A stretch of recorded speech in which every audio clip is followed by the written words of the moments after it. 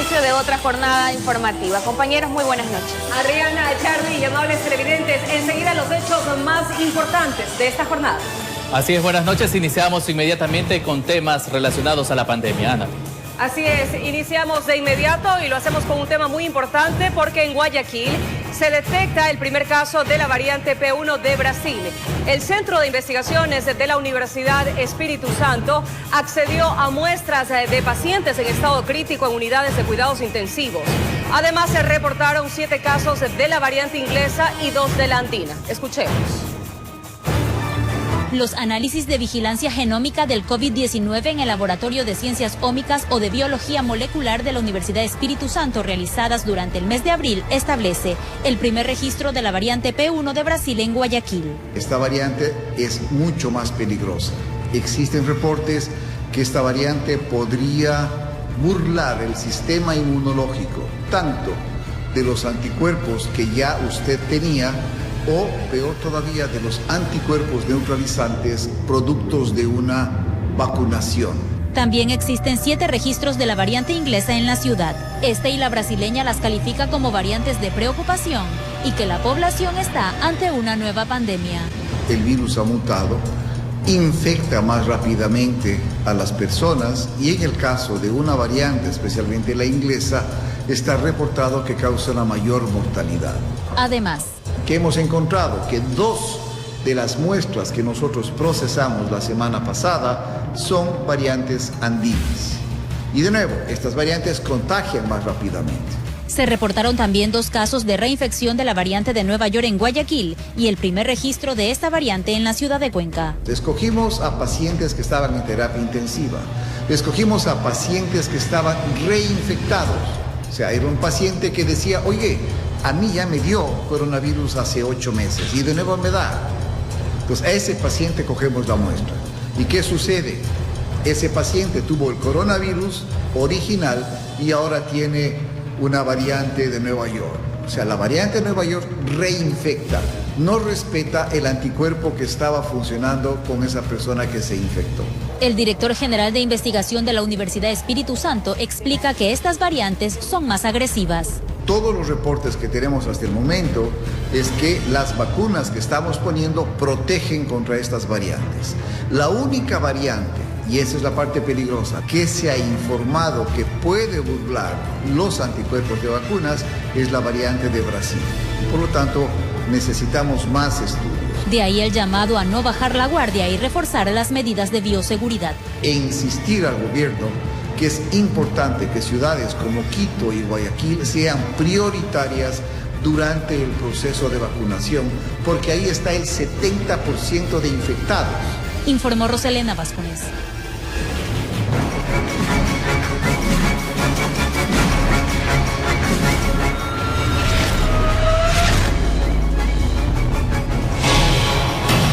Ahora informamos que 2 sujetos fueron capturados tras ser acusados de robar a una menor de edad en la 6ª etapa de la ciudad de La Alborada, al norte de Guayaquil.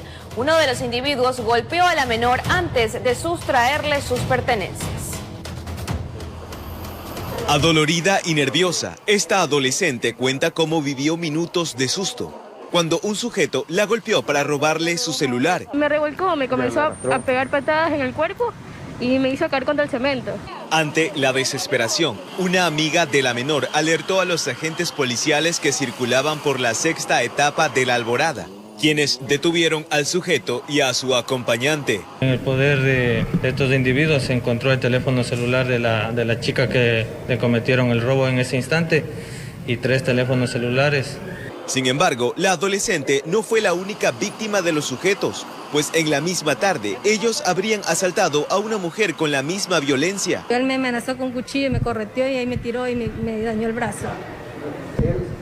O sea, ¿usted tiene el brazo dañado? Claro, sí, porque me tiró y me dañó el brazo. Los 2 sujetos fueron llevados a la fiscalía donde se les presentarán cargos por los hechos cometidos. Informó Eric Zambrano. Y una mujer resultó gravemente herida tras recibir varios machetazos en el cantón Urdaneta, en la provincia de Los Ríos. Se presume que el autor de la agresión fue su pareja, quien al parecer tras el ataque se quitó la vida delante de su hija y en la misma vivienda. Aún en el piso de la vivienda están las manchas de sangre de Marjorie Vera, de 36 años, quien luego de una discusión fue macheteada por varias ocasiones por su pareja frente a su única hija. Su madre fue alertada por los gritos desgarradores. Estamos en el patio sentados cuando escucho los gritos, ¡ay, ay, ay! Y yo le digo a mis hijos, uy, Dios mío lindo, creo que es a Marjorie. Y mi hija le digo que creo que le tienen problema ya con el Giovanni, algo le está pegando, yo decía entre mí. Y yo vengo a carrera vengo, ya mi hija estaba bañadita en sangre, que él con el machete era que le daba y le daba. Según indicaron los testigos, el conviviente, al pensarla muerta, fue a la cocina y presuntamente se acuchilló. Ya todo planeado, ya tenía todo, ya listo él.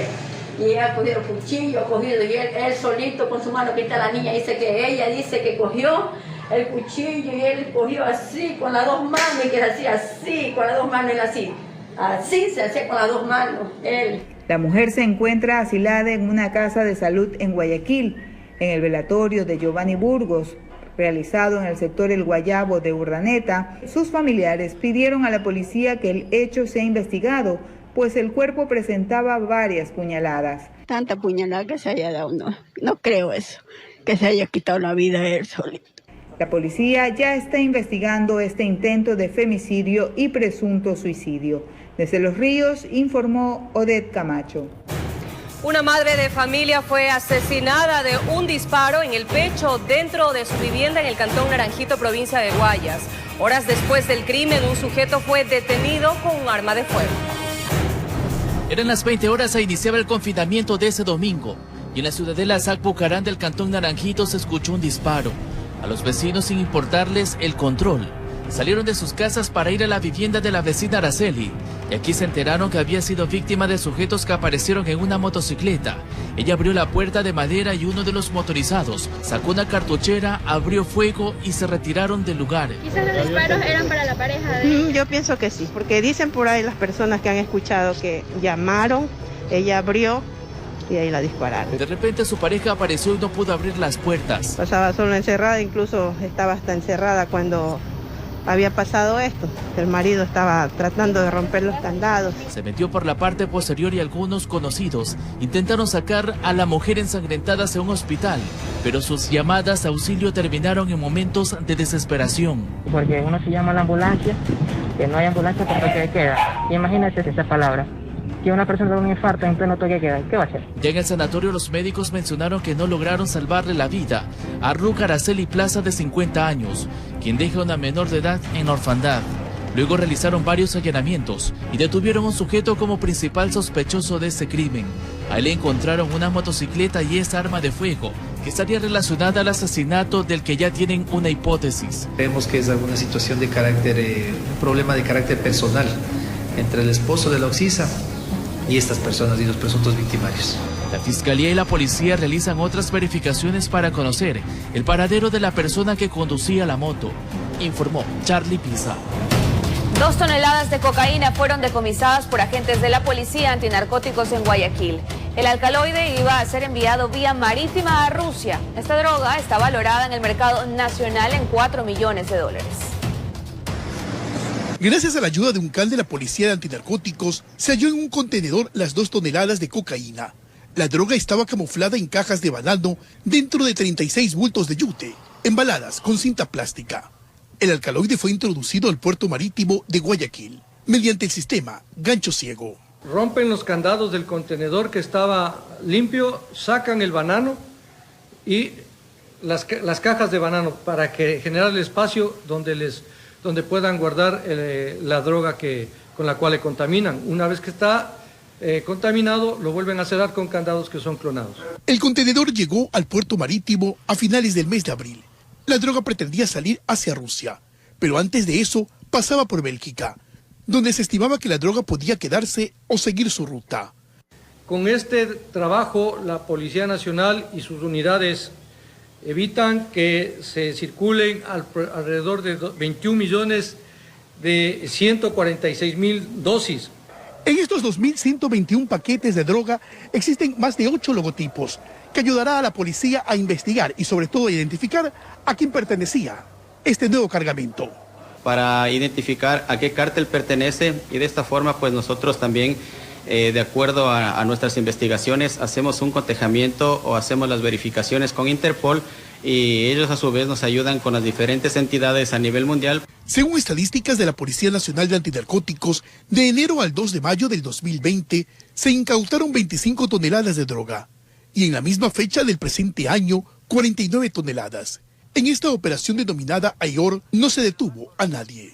En los 8 puertos marítimos a nivel nacional, donde la policía realiza sus controles, se han detenido en estos 4 primeros meses del año a 18 personas que tienen relación alguna con el tráfico internacional de droga. Y tenemos detenidos que son parte de la cadena logísticamente, conductores, gente que trabajan al interior del puerto, gente que también ha sido despedida. Este cargamento en el mercado ecuatoriano tiene un valor de 4 millones de dólares, mientras que en Rusia 126 millones de dólares, informó Carlos Julio Gurumendi. Y 4 hombres y una mujer asaltaron a los pasajeros un bus de transporte público en Guayaquil. El atraco quedó registrado en las cámaras de seguridad de la unidad. Más detalles mañana a las 5:45 en el despertar de la noticia. No se lo pierdan. Y en Guayaquil, 2 funcionarios municipales y 2 contratistas de los proyectos Letras Vivas y Óleos del Bicentenario fueron citados por la Fiscalía para rendir su versión dentro de la indagación previa por presuntas irregularidades en su ejecución.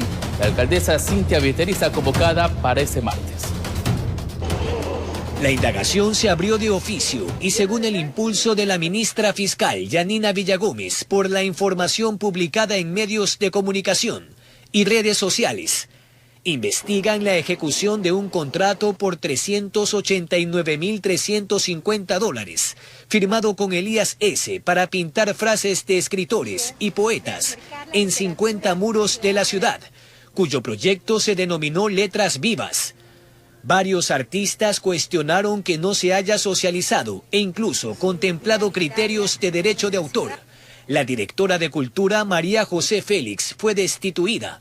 También la elaboración del proyecto Óleos del Bicentenario por $445.000. Uno de los adjudicatarios es Cristian M., pero su ejecución fue cancelada el pasado martes. La alcaldesa pidió licencia sin sueldo por 8 días para atender un asunto personal con una de sus hijas. El 29 de abril en su cuenta de Twitter informó que solicitó al Ministerio Público y Contraloría todas las investigaciones y auditorías del caso. Este lunes fueron citados Alfredo C., subprocurador síndico de Contratación Pública, pero no asistió. A las 11 debía presentarse Javier A., gerente general de la Fundación Guayaquil Siglo XXI, pero tampoco acudió. Quien sí llegó fue Cristian M. No tiene nada que ver con lo que le están vinculando y en todo caso él es absuelto de cualquier cosa y estamos sujetos a que cualquier persona o cualquier entidad que tenga que decir algo lo van a decir a futuro. Elías S. no se presentó a las 15 horas. Este martes a las 9 de la mañana está citada la burgomaestre y a las 11 el procurador síndico, Cristian Castelblanco. El costo de pintura es el mismo costo de la cámara de construcción. Los costos adicionales de adecuación de esa pared, de fondeo de esa pared, de plantillas, es lo que suma el valor que terminó siendo por metro cuadrado, que tiene que ver también con el diseño, con la obra, que la ley de la materia que establece lo que tiene que ver con propiedad intelectual de obras no permite efectuar un pago económico. No obstante aquello, estamos dispuestos a reconocer a los autores a través de un proyecto. Asimismo, se solicitará información sobre la limpieza de aceras en áreas regeneradas, para lo cual en 2020 se suscribieron contratos con varias compañías por un total de $19.7 millones. Durante la pandemia, la Municipalidad de Guayaquil ejecutó 35 procesos de contratación por algunos millones de dólares. Esos procesos fueron revisados, examinados por Contraloría General de manera estricta y no hubo una sola observación, sino más bien el reconocimiento. En el último comunicado de la alcaldesa informó que se pronunciará en vivo este martes a las 20 horas a través de sus cuentas en plataformas digitales. Informó Jorge Escobar.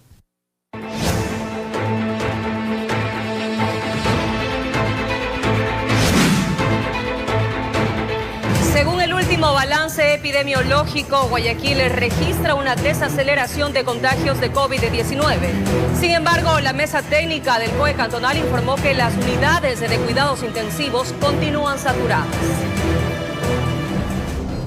Guayaquil pasó de 32 muertes diarias por COVID-19 a 28 decesos al día, además de registrar cerca de 1.200 contagios semanales a 900. Para los integrantes del COE cantonal, estas cifras son alentadoras. Eso significa que si antes veíamos 170 pacientes por día, ahora estamos viendo aproximadamente 130, 135. Es una desaceleración en cuanto al comportamiento de la epidemia. No podemos cantar victoria todavía. Por ejemplo, en el Hospital Bicentenario, el número de pacientes que llegan a diario es cada vez menor. Antes atendíamos 200, 210 personas. En esta última semana hemos atendido entre 120 y 130 pacientes cada día. A pesar de esto, se comunicó que la ocupación en las unidades de cuidados intensivos del IES, Ministerio de Salud Pública, Luis Bernaza y clínicas privadas se mantienen al 100%. Igual existe gente en cola de espera que ha disminuido un poco esta semana. Sobre los festejos de fines de semana se recordó que continúan prohibidos. Esto incluye las reuniones por el Día de las Madres, a celebrarse el domingo 9 de mayo. Les recuerdo que estamos dentro de un estado de excepción, por tal motivo, por lo menos en lo que respecta a COE cantonal, estos festejos están vetados, no deben de funcionar. Durante abril hubo más de 1.000 fallecimientos por COVID-19 únicamente en el puerto principal, informó Jorge Salazar. Durante la jornada de vacunación de este lunes, se registraron aglomeraciones de personas que buscaban ser inoculadas en la Universidad de las Américas, esto en el norte de Quito. Por otro lado, el presidente Lenín Moreno constató la inmunización de personas con discapacidad y adultos mayores de centros geriátricos privados. Así lucieron los exteriores de las instalaciones de UDLA Park al norte de Quito, con largas filas de personas que buscaban la inoculación. Entre ellos personal de salud de diferentes ramas, quienes aseguraron haberse cansado de esperar a ser convocados, por lo que decidieron venir a exigir su vacuna. Nosotros estamos expuestos directamente. Soy laboratorista. Hemos hecho cola con lluvia y con todo y nos informan que solamente van a ser atendidos los señores metropolitanos. Y sí, los convocados para la inoculación en este día fueron los agentes de control metropolitano. 1.338 total vacunas para el cuerpo de agentes y 190 vacunas para funcionarios de la Secretaría de Seguridad. Desde muy temprano en el Centro de Exposiciones Quito también se registraron largas filas. Muchos de los que esperaban no tenían cita. Aquí se convocaron para la inoculación a docentes. Quienes sí tenían turno lograron vacunarse de forma ágil. La fila corre muy rápido, hay bastante gente, pero es muy fluido. Súper ágil, súper ágil. Durante esta nueva jornada, además, el presidente Lenín Moreno, junto a los ministros de Salud Camilo Salinas y de Inclusión Económica y Social Vicente Tayano, verificaron la inoculación que se lleva adelante en centros gerontológicos y casas de acogida de personas con discapacidad. Según Salinas, este proceso que se había retrasado por dar prioridad a quienes están más expuestos en las calles, se ha empezado a acelerar. Tenemos ya una programación de cerca de 80.000 adultos mayores que van a ser programados y que están dentro de estos centros gerontológicos. De su lado, Tayano informó que en esta misma línea se arrancó la fase de vacunación a personas en condiciones de pobreza y pobreza extrema. 118.000 los que son parte de nuestros servicios. De toda esa base ya hemos tomado contacto con cerca de 20.000, de los cuales ya más de 15.000 han sido inoculados. En este marco, el primer mandatario indicó que se ha superado el 1.000.000 de personas vacunadas en todo el territorio. Teníamos una expectativa de vacunar 50.000 personas diarias, pues creo que vamos a llegar perfectamente a las 100.000 o más durante esta semana. La expectativa de tener 2 millones de vacunas para el fin de semana próximo es completamente una realidad. También anunció que se inaugurará el primer vacunatorio expreso en Guayaquil. Las personas pueden ir en vehículo, ser vacunadas e inmediatamente desplazarse. Finalmente, las autoridades rechazaron que se continúe realizando convocatorias falsas y generando aglomeraciones en los diferentes puntos. Resaltaron que se está investigando para determinar responsables. En Quito informó Adriana Rojas. El Estado ecuatoriano habría sido perjudicado en $62 millones en la compra de nafta a través de la estatal Petroecuador. La denuncia la presentó el Consejo de Participación Ciudadana y Control Social en la Fiscalía. Un nuevo hecho de escándalo envuelve a la estatal Petroecuador. Esta vez una investigación efectuada por el Consejo de Participación Ciudadana y Control Social deja al descubierto el posible delito de peculado.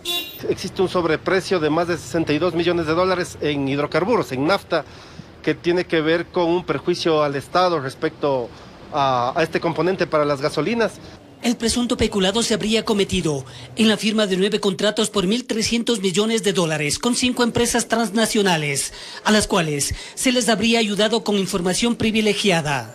5 compañías transnacionales, entre las cuales está PetroChina, Internacional, Arcam y Noble American. Y que tiene que ver con la red de corrupción de Carlos Pareja Llanuselli entre los años 2014 al 2016. Sofía Almeida, presidenta del Consejo de Participación, y el consejero David Rosero personalmente entregaron la información en la Fiscalía General del Estado, con el fin de que se establezcan responsabilidades. Es contra Petroecuador, los servidores, el gerente general y el gerente de comercio internacional. ¿Cuáles son esos? Marco C. y Nielsen A.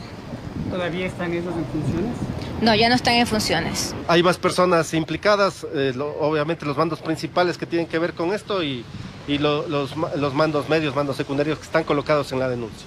En meses pasados ya presentaron una denuncia por supuestas irregularidades en la refinería de Esmeraldas. Esta sería el complemento y todo se habría dado en el correísmo, informó EXA.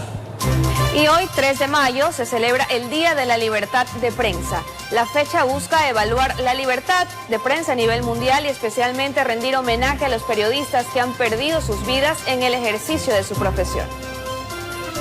Desde 1993, la Asamblea General de las Naciones Unidas proclamó que cada 3 de mayo se celebre el Día Mundial de la Libertad de Prensa, con la finalidad de recordar la importancia de valorar la información como un bien común, para que así los periodistas puedan ejercer su labor con transparencia y sin temor a represalias. A propósito de esto, también se busca rendir homenaje a quienes han perdido sus vidas en el ejercicio de su profesión, como por ejemplo el caso más reciente, el de 2 periodistas españoles y 1 irlandés, quienes el pasado 26 de abril fueron asesinados durante una emboscada mientras grababan un documental acerca de la caza ilegal en una población africana llamada Burkina Faso.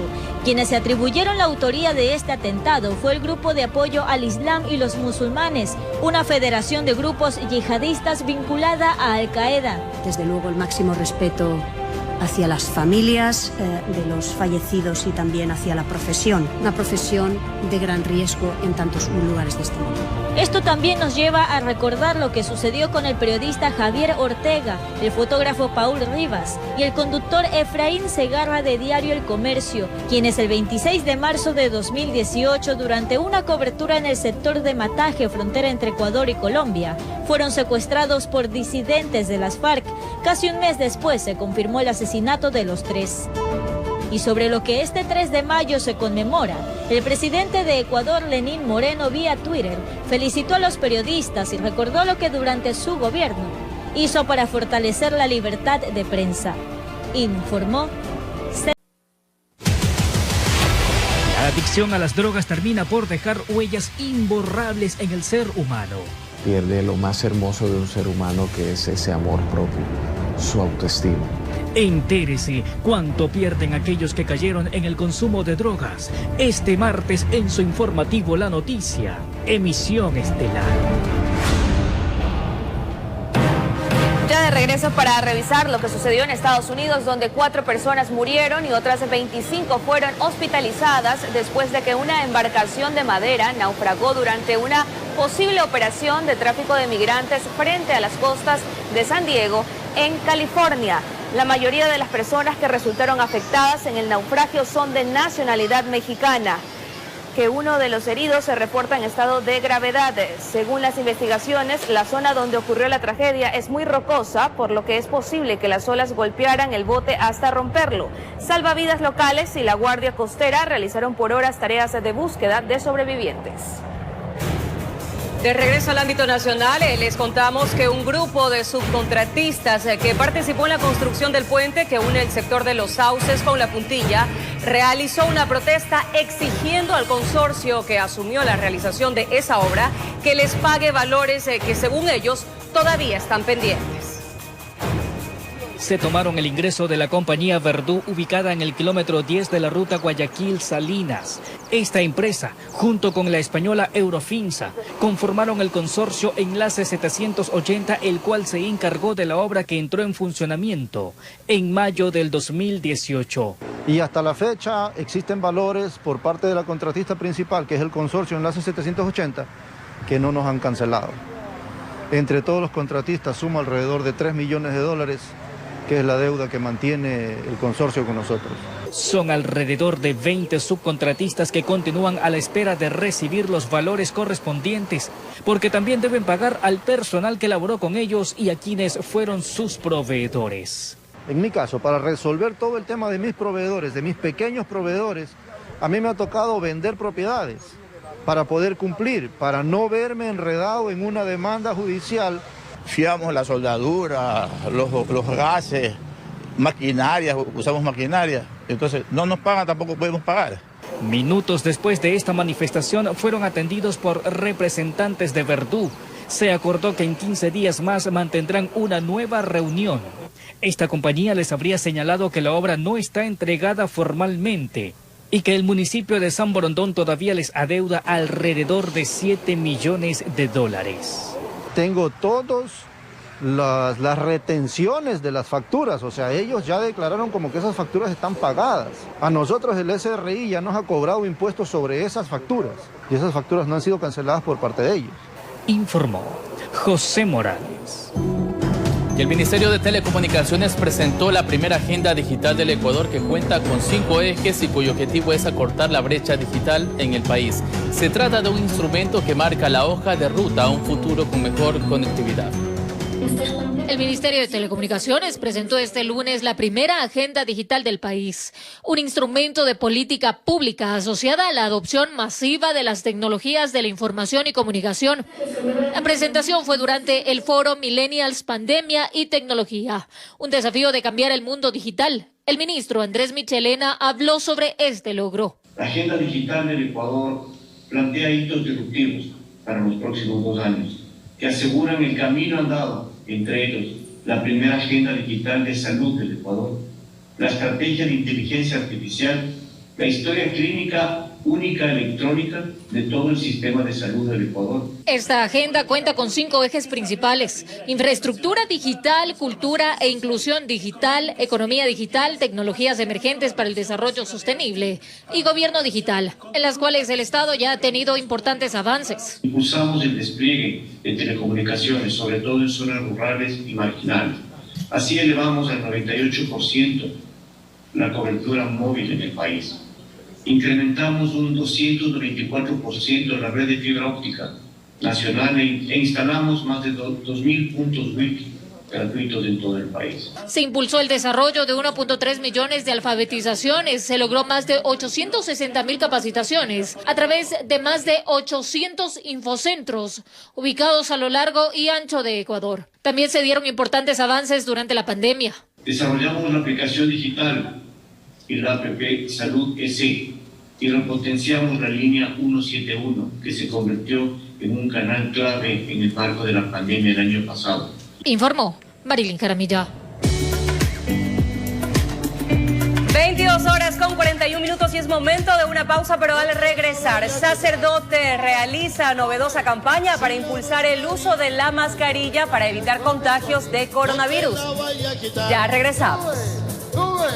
Te tienes que cuidar, te tienes que apartar, si no al hospital. En otras noticias, el exministro de Salud, Juan Carlos Ceballos, fue convocado para este miércoles a las 10 de la mañana al juicio político que se lleva en su contra. Se requerirán de al menos 91 votos del Pleno para que la censura del exfuncionario se dé. A Ceballos se lo responsabiliza por el incumplimiento de funciones e irregularidades en el proceso de vacunación. Ceballos tendrá 3 horas para ejercer su defensa.